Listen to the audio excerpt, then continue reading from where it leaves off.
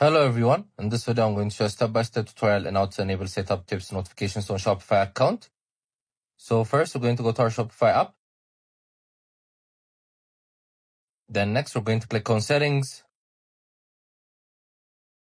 Then once you're here, we're going to click on store notifications. Then we're going to turn on setup tips since it's turned off.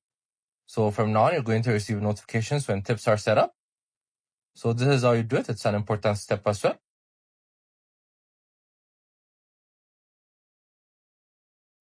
You guys can find this app in the App Store or Play Store. It's such a helpful shopping app. Make sure to also check our other videos as we've been posting daily. I hope you guys liked this video. Subscribe for more, like for more, share for more. I hope to see you again. Goodbye.